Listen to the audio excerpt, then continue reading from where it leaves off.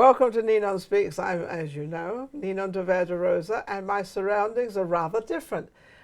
What Ninon Speaks has been doing lately, and what my producer and I have decided, that we like to go on location and actually get into someone's abode or their house or whatever you want to call it, and because they become very interesting, especially living in Vegas. They've got so much stuff going on of who they are, what they are, why they are, and it's just so interesting to kind of bring that out and have that out there. I have David de Alba. I'll get the name right. Alba. David de Alba. And David, doesn't he look wonderful? Now, can you recognize who he's kind of is? He does Judy Garland. He's done Judy Garland for years. David, how are you? Hi. It's so wonderful. We're going to create theatrical history today. The history today of Judy Garland, and actually it's the history of all these different people, but it's more your history. It's more of what you've done with your life and how you've portrayed and done. Now, you've done 3 different characters. I'll explain to me, David, and you'll want to know anyway, where did you start? Why did you start into this business? Well, when I was a little boy in Cuba, I used to dance in theatrical productions and so on, but not professionally. But when I became a teenager in Chicago, and I was a teenager once or twice, in the mid-60s, I did a lot of male dancing like jazz and cha-cha-chas. Oh, I love jazz. And oh, my rumbas goodness. and all kinds of very, flamenco dancing. And. But then, a well-known hairdresser, which I forgot his name because this was in the 60s, he said to me, I have in mind who you look like, I want to make you up. So he did, and when he got through, he says, you remind me of Judy Garland. Can you sing like her? I said, well, nobody can sing like Judy. Even when you were 19 years old? Yeah, so he said, your eyes and your, although I was taller than she was, but in general speaking, my hands are smaller than most guys. Anyway, so I think my hands are bigger than your hands. Yeah. I hate to say, I'm not going to show mine. So anyway, so he made me up. He says, you know what you do? Buy her recording and sing over her voice. Do not lip sync. So I got that recording. Now, did you want to do this? I mean, there's somebody from the outside telling you what to do. And then I thought, you'll try it? Because you didn't mind. I was dancing, and I thought, why not try something different? So, yes. So I did that, and I incorporated my boy dancing, and then another Sunday to do Judy, and back and forth doing both characters. Yes. So I did it in Chicago. But then... Now, you're Cuban. Cuban. So when were you in Cuba, and how old were you when your family and you left? Well, we left as soon as Castro took over in 1959. I was just a little boy. And that's a long story how I came here. But that's another story. That's another story. That's another episode. That's another episode. It's a sad one about Cuba. Anyway, but I am in Chicago now, and then eventually, jumping forward, they said, well, you should go to San Francisco. But first of all, they said, male dancers, unless you're a Gene Kelly or a Fred Astaire, they don't make it in the business for long, because when you get to be a certain age, you're out. So if you do impersonations, you can do it even as you get older. Well, I was in my 20s then. Absolutely, but did they not? They didn't have as many impersonations then as they do today. They had their dime a dozen. But in those days, they didn't really have anything like that. But the thing, in those days, the few impersonators, they had impersonators, but they all did, like now, lip syncing. Nobody was singing live. Very few. So you were singing live? I was singing live. So now, they said, you should go to Finocchio's, which was world famous in San Francisco. Oh, sure, Finocchio's in San Francisco. Because they had a band, and you had to perform live. So, eventually, that's another story, how I made it to Finocchio's. When you went up, you're now in San Francisco, you're of age, and you're sort of like, excited, you're young, you're excited. Yeah. Were you a little nervous going out there and doing it live? I mean, you're actually not... You're singing your own voice. Yeah. Well, were you nervous? What scared me was, of course, I had to have arrangements made, musical arrangement, and the band was behind me. And then you see these 500 people from all over the world Coming to see and then David. somebody who I feel more comfortable talking in Spanish than in English even now. So I thought, oh my God, I hope I can pronounce perfectly. So thank God, to make it easier on me, Mrs. Finocchio said, I want you to be yourself. That was E. Finocchio, one of the owners. And I want you to sing in Spanish because we have many Latin American tours from Spain. Well, that was good for you, though, wasn't For me. it? So I said, oh, wonderful, because I would be singing in my language. But still, I had to memorize a lot of beautiful songs in medleys and project it and make sure I didn't forget the words. But then eventually when they said, well, your act, then my late partner says, we better call this act not just David de Alba. So we came out with David de Alba as Boy Chick. When I did Boy Chick, Boy Chick. it's a boy doing a chick in Spanish. Then Miss Finocchio says, okay, we are having people from England coming. They love Judy. Why don't you do Judy tonight or tomorrow? So I would throw my Judy act live. So you had your own act going, your own singing going. Okay, so let's get this straight. So you had your own My act, Latin American songs going. your own act going, your own everything going, and you did that in English and in also Cuban, in Spanish. Yeah, because And then you threw that you've been practicing for years. for many years. Judy Garland. Judy Garland, and then I would do When Judy. you brought that first out, when you came out and you started singing Judy Garland, what did the audience do? Oh, well, I was so thin and beautiful costume I had. Never mind that, your voice. I like the voice. Yeah, but well, the voice, I never pretended to sound like Judy, but the inflections were there, and the looks was there, Yes. and then the warmth was there. So the impersonation was done with love. So they clapped and said, "Oh my God, he looks like Judy. Are you sure this is not a recording?"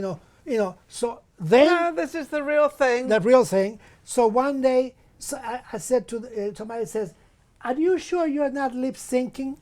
I said, "Look, there's no band now," and I sang a little bit a cappella. "Oh, honey, that's his voice." I said, "Sure, everybody in this show has to sing live. Nobody lip syncs here." Then when Liza did cabaret, The famous. I was told, "Would you like to do Liza?" Oh, of course, I resemble Liza with a wig, and so I did. Did you try and obviously your own character to separate?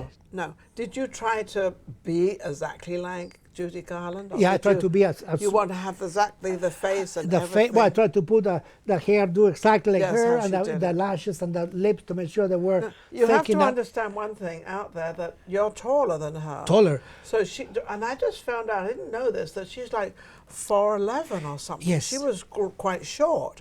And so she always wore those high heels, to make herself look taller. Oh. But you were quite tall. But so you were thin enough. The trick is that instead of always they say, put your shoulders back to make you look more debonair. But then to make myself look smaller for Judy, I would actually Go forward. go forward by doing that without looking Hang on a second, hunchback. we're going to worry about the camera. By doing that, I created a little bit Shorter. and I would make fun. I would say, "Ladies and gentlemen, I'm taller than Judy.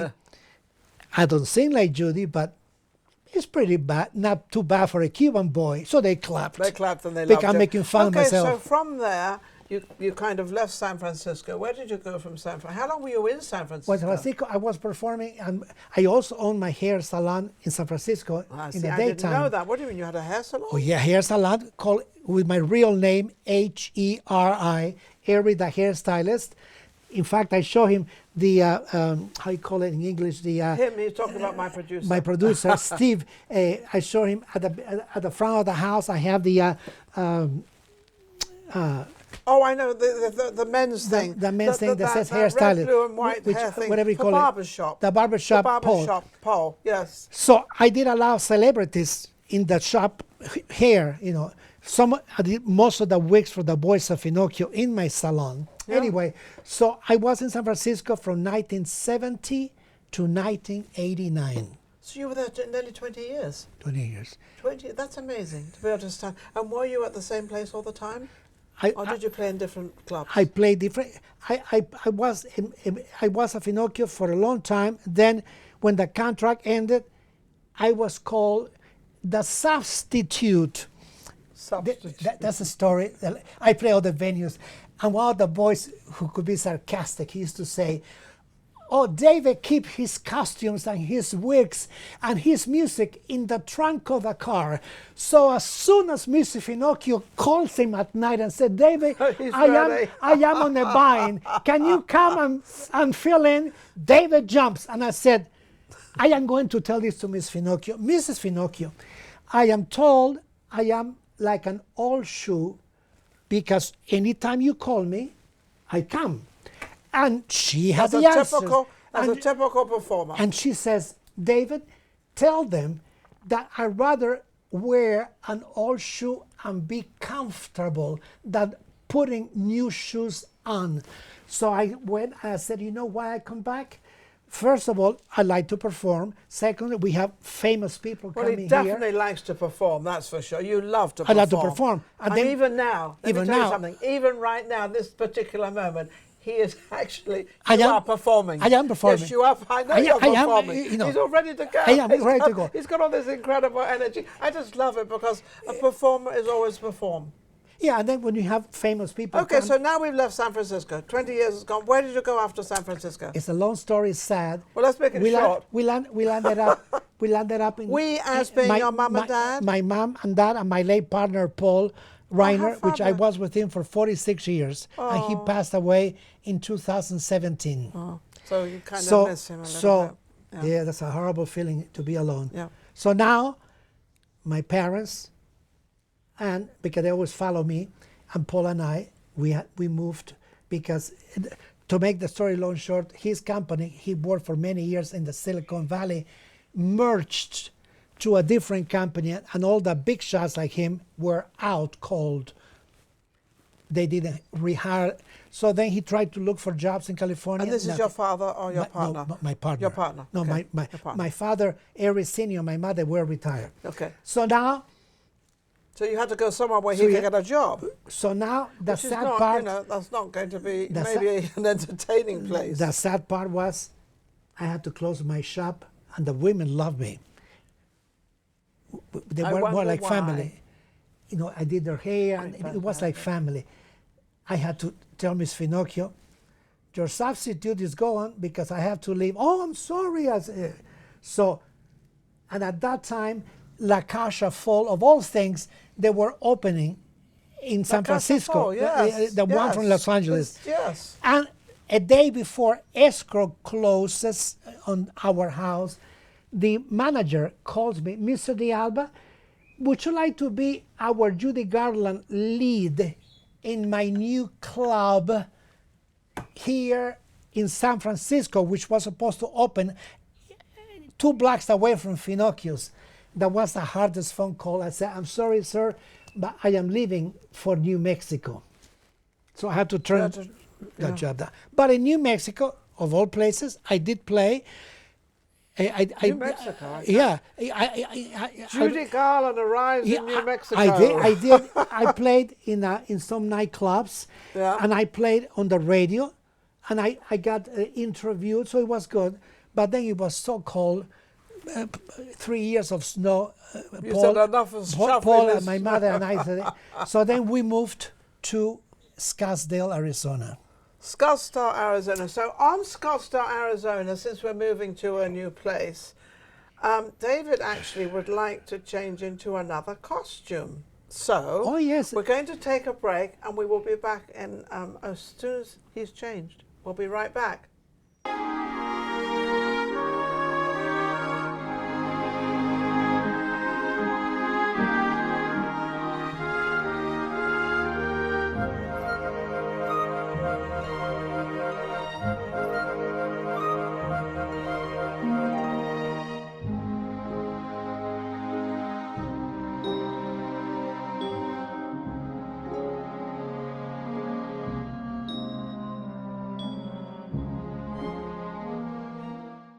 Welcome back to Ninon Speaks. I'm Ninon, your host, and we've just been through a little bit of David and what he's been up to and how he started. He started at a very young age. He started, I think he says something like 10 years old. He probably started at 5 and nobody really took any notice of him, and Probably. suddenly they realised. They forgot me. They didn't know you had all this talent. Yeah, they say, oh, he's very hyper. hyper. You're Hyper. I probably am hyper. And you still are hyper. I am hyper.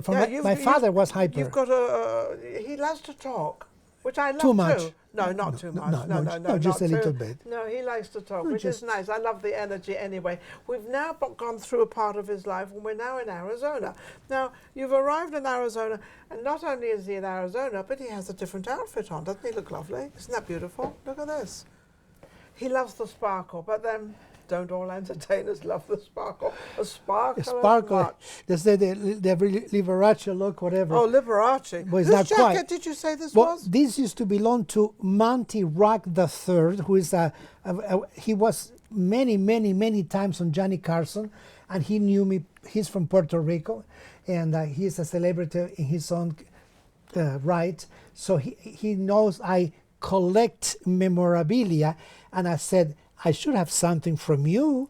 So he gave that so to he you. gave it to me Isn't that many lovely? moons ago. So I thought, well, I may as well wear it for this. For the good occasion. For the good and occasion. Actually, I have to say that, his house is just full of stuff. I mean, he's got a waistcoat, an original waistcoat up here on the shelf that's actually from Judy Garland.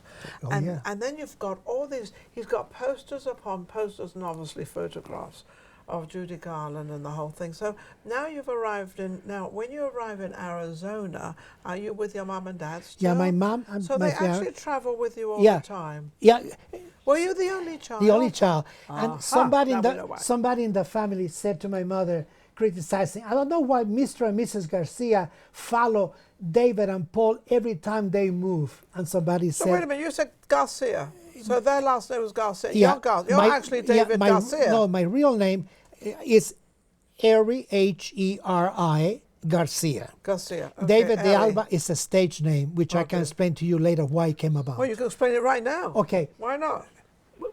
In Chicago, I would use my name, Heri, and they would say Harry, Eric. They couldn't pronounce it.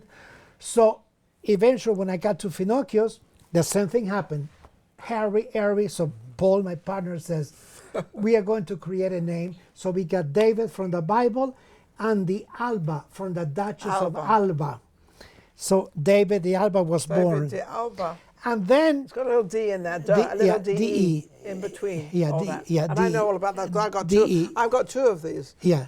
So anyway, so now, so David de Alba was born, but my real name. That's So, just as hard a name to remember and understand. well, people no, but the Americans say David, and the Cubans say David. Alba David, yes. is, David. Anyway, so this person was criticizing, why do David's parents, Aries, because that's my real name, follow him? And this lady, a cousin of mine, says because his mother and his father are very fond of their son, and they Yes. love Paul, and that's the only son, so why shouldn't they follow them every time they move? And that's And that's how they did. But also you love them being around Sure, as well I- and my everything. mother was always so now around me. what are you doing in Arizona now? Well, Arizona, I know we're singing again. Arizona was, I did get to perform, but it was, let's say, I didn't feel at home because there was a lot of, the people were sort of, I hate to say, but snobbish in a way, and they would say to me, well, if you had such a grand time in San Francisco, Why didn't you stay there?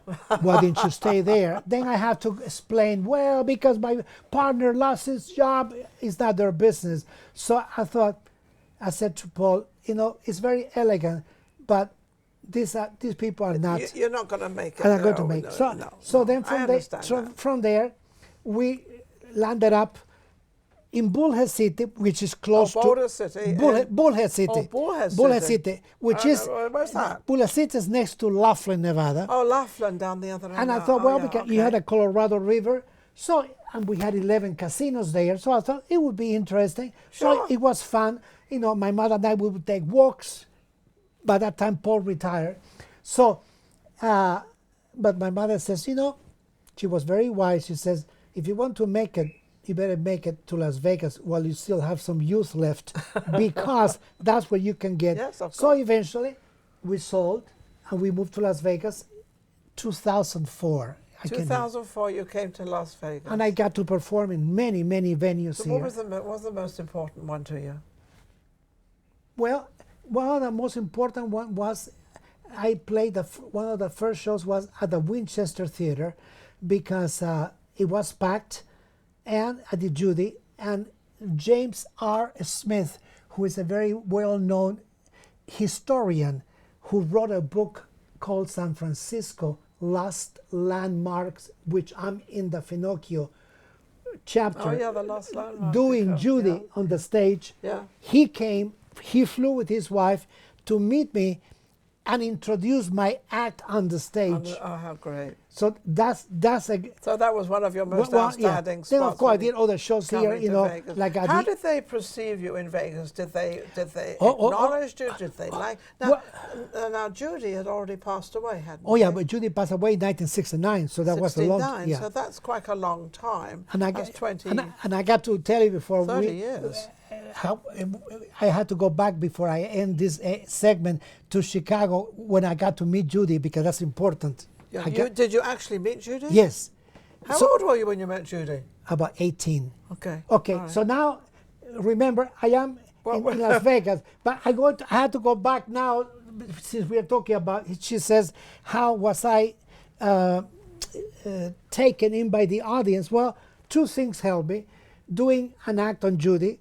Judy Garland fans came to see me. They love to see that, yes. And people who knew about Finocchio, when you said Finocchio, They David saw you Alba, before. so Finocchio, so even they didn't know David per se, they knew Judy and they knew Finocchio's. Now, going to Chicago, I forgot to mention. Oh, back to Chicago. Yeah, Hang on a second. quickly. Yeah, we do a flashback like in the movies. Yeah, first time I got to see Judy was at the Erie Crown Theater singing. I didn't get to see her. Then the first time was at the State and Lake Theater, which is turned down, and she was doing a movie with Robert Goulet called Gay Paris about of course. two cats. Yeah.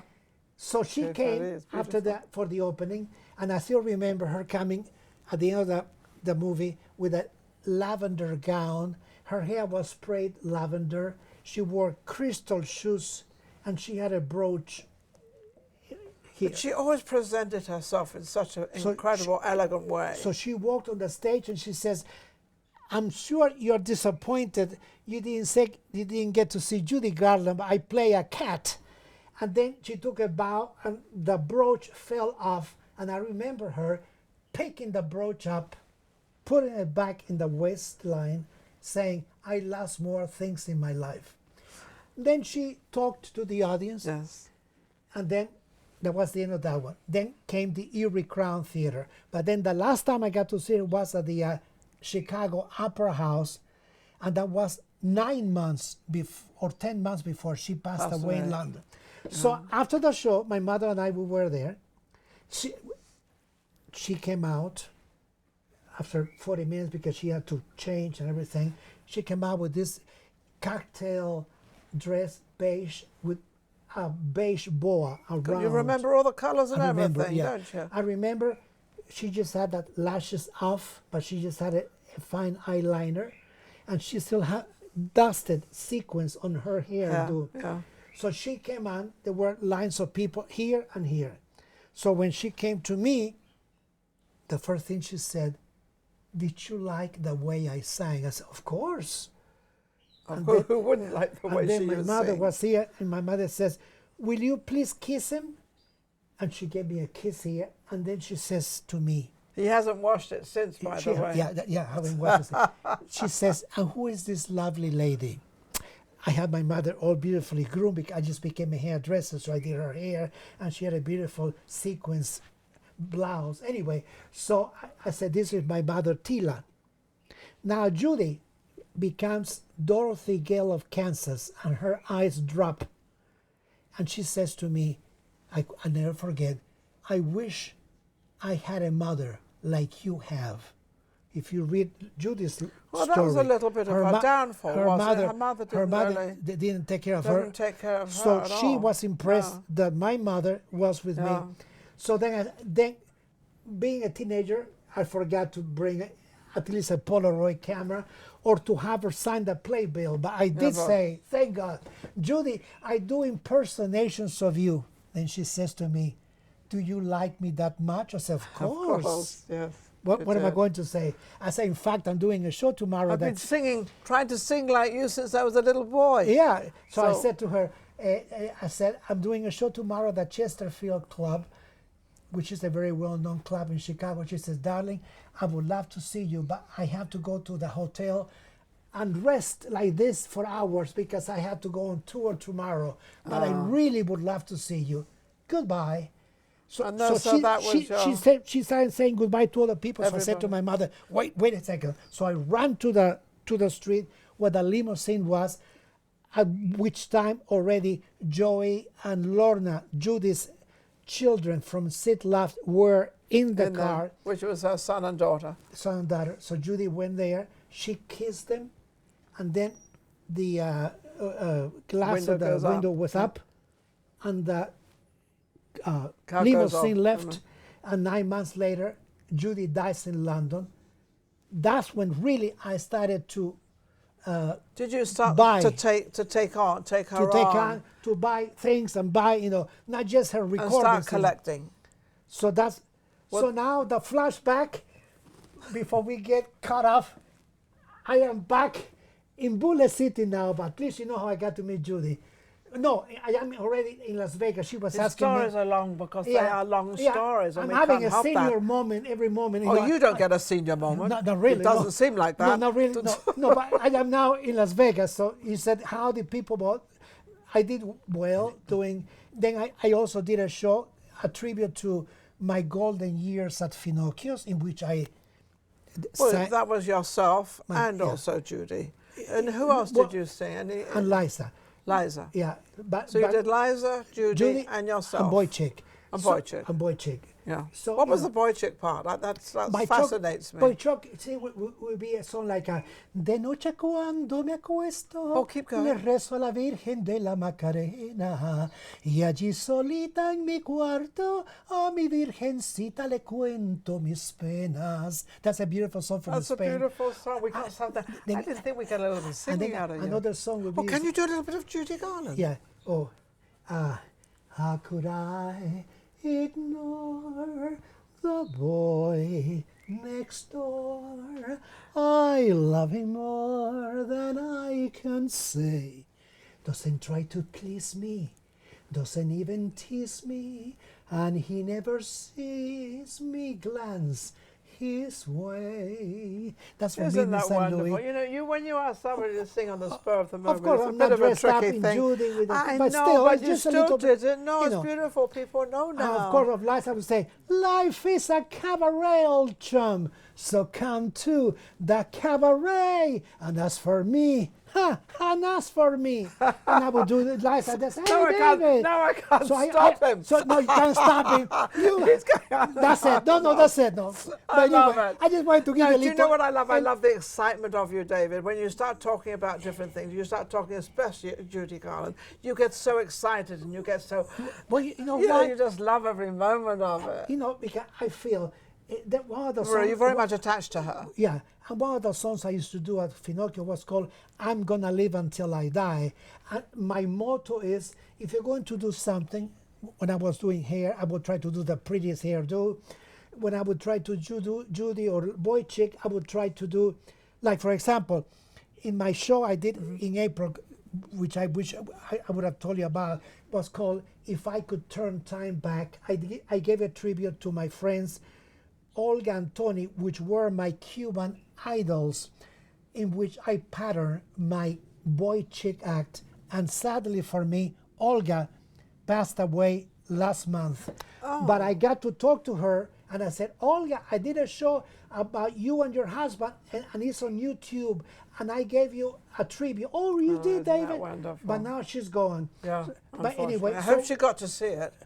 she got, I hope she got to see it too. But at least she knew I did it, and I have an and Olga gave me an award, and my late partner Paul said to me, how many Elvis impersonators, David, think about it, would love to have had the real Elvis give them an award for doing impersonations? I said, Olga gave you an award for imitating her so well. Well, I knew Olga since I was a little boy in Cuba in 1955 when I first was in Havana, when my parents took me and I got to see her and her husband on TV and on the radio. You know something, David? He talks like he's a non-stop train here going, but which is absolutely wonderful. But your life has been so exciting. It's like you never rested, you never had a break, you were always on the go. We were on the go. Up until what, 2, 3, when you said April you did your last show? April 17th. April 17th you did your last show. Are you planning on doing any more shows? Are you planning on, I'm not going to say give a final, because there will never be a final, that was my comeback in April, because after Paul died, I couldn't perform. I did do some cameos, like Alexis Park, I sang, but to do a show like this was an hour and a half. Okay, so you're going to do one. Okay. I would like to repeat that show again, because when I did it, some people came crying and said, I didn't know you had such a rough time leaving Castro and Cuba. I didn't know what happened in Chicago. I said, well, because my shows are based on Judy or Finocchio's. This was like a Finocchio's was very important in your life. Finocchio was very important because, you know, it was... Finocchio's actually kind of brought you to the surface, didn't they? They kind of put you out there. Finocchio elevated me along with the other impersonators, because it was like the Carnegie Hall for impersonations. Oh, there you go. You know, you have people like Robert Wagner, Lucille Ball, Natalie Wood, I mean, big shot people coming to see your show. And then they would come backstage, and you are in your makeup room, and it would be Alexa Smith or Lucille Ball. Hi, how are you? I'm Lucille Ball. Well, you know who she is. Of course you know. But she's introducing her to me, and I used to say to the MC, isn't that wonderful for a Cuban boy leaving Cuba to meet all these famous people that come to see the show, and then they come to see you? So to me, that was fun. Well, I think every day of your personal life and your entertainment life has been fun. I think all of it has been fun. And now you've come to a time where we've now actually got some of it on tape, not all of it on tape, but we are going to go around his house here. We're going to take some different videos. My producer will do that. And there's posters here, which are original posters. There's costumes, there's photographs, there's so much stuff. So we're going to integrate that into this video so you get to know a little bit of your life. Because that's called memorabilia. This whole place is your history. This is your life. It is like a mausoleum. I walk in He's here. even got his own backdrop here. I mean, this backdrop, Paul did it for me when I used to do shows at Sci Finocchio, so he made that for me. Since 1973, I have this, so I kept it as a memory. So you keep it up there all, it's kept up there all the time. I kept it because I thought, well, so when do you think you're going to be doing your next show? Are you thinking about I must say, Christmas is... Next year will be fun if I can find... You know, it's so hard to find places in town to perform. I would like to repeat the show I just did, because that was a very important show, because not only did I talk about Judy, but I talked about my life in Cuba. Yes. We had photos of my mother and I, videos from Cuba as a little boy. I mean, Olga and Tony, that famous singer. I mean, it was a play. It was actually like an autobiography of myself, you know. So, well, that's what your life has been. Your life has been entertainment. That's solely what your life has been. And then at the beginning of the show, I said, if I could turn the time back, then they show a picture of my mother and a picture of Paul. And I said, if it wasn't what about your dad? What happened? Where's your dad? It's at the show I did in April. Oh, okay. It was a tribute. So I said, if it wasn't for my mother, I wouldn't be here. Oh. And if it wasn't for Paul, who put up with me for 46 years, I wouldn't have made it so far. You know what was fun? Paul's daughters came, one from New York and one from San Francisco, to see the tribute. See the show I gave her father. April 17th. April 1st. April 1st. April Fool of all places. April Fool's Day. And then our dear friend from South Africa, Jacques Duran. My cousins came from Miami. My doctor came with 4 nurses. I said, ladies and gentlemen, in case I fall down, we got nurses here. My nurses. So we had so much fun, you know. And I keep saying to myself, if I don't keep that jubilance up, well, he's definitely got his jubilance up, and he's definitely got it. I don't want to go down. So we're going to have one for next year, which we have to do. We're going to do next year. We have to find some place to do. I think we have to close out a little bit, and we're going to get obviously some video of different parts of the house here. But you have been absolutely, totally amazing, and you know, if anybody wants to know what entertainers are like, here they are. You started from very young, and you went, and that's what you did all through your life. That and hairdressing. And hairdressing. Yes, yeah, I think both. The hairdressing was very secondary. So, but I liked it because I got to groom wigs for famous people, you know. Yes, of course. Know, and of course, it's theatrical because I was creating. It's still in the business. Of course, it's not the same as the applause you get when you're on the stage, but it was also fun incorporating hair and, you know, makeup but the stage. I guess it's all in together. All but the in stage one, is creating the best. You love the stage. Oh yeah, but you know, David, I would love to thank you. I'd like to thank him so much because it's a story, and I'm glad we did it here because it gives you the energy, and I think you get more out of you in your home with all your stuff around you and all your So now people can see some of the original things I have with Judy. So this is actually this show by you and your wonderful producer is going to be more like a historical fact because I don't think of anybody so far in Las Vegas who has a Judy Garland collection that I know of. You have there's this room, and there's the wall. 3 rooms. And there's another room back there. Then there's all the stairway. Yeah. And then there's several things going on upstairs. But also, I have to just mention one more thing. He loves these birds. So you go into his kitchen, and I don't know if you've heard them anywhere through this recording. No, we birds don't. tweeting around. But I think when it gets a little dark. But he's got all these birds outside. Yeah. You've got all these loads of birds. And then when you drive up to his house, you've got all these pigeons all the way over your house. Yeah, but the pigeon is not my fault. That's not your fault. No, what happened was, I want people to blame me because they, you know, we used to have here they have a school for exceptional children across the street from me, and they used to have a little pet zoo, and they had their llama. So they started the whole thing. So then what happened, when the COVID came, all those animals died, and the pigeons, they got all the food. No, but I don't give them food. They just come here because they like me. They like you. Well, that's because all the other birds. But he does have all these other birds. How many birds do you have? About 100? I got about 25. They're small. 25. They're little birds. They're like cockatiels and 3 parrots, and I got parakeets. These are rescue birds that we always have. Oh, you did the rescue birds. Yeah, my mother and I, we rescue birds. And I said to myself, thank God for my pets, because otherwise I couldn't make it being alone nowadays. Oh, so you had a little treating. The pets keep me because keep you going. And then you got a couple of dogs. Yeah, I got 3 little dogs, old Three dogs. Little dogs. You know, and they come and they say, hi, you know. So at least. That's lovely. But of course, you know, you miss the human voice. Yes, well, you got plenty of human voice today. Oh, we got human voice.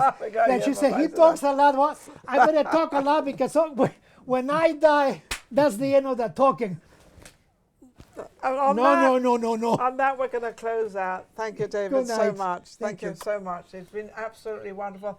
Thank you to my audience out there for watching Ninon Speaks, because I've been checking all my ratings and what's going on out there, and they're going boom, boom, boom, boom, boom. So I'm really quite happy, and it's absolutely wonderful. And thank you for supporting me. It's absolutely great. Thank you to my producer, Steve Cibo. He's absolutely amazing.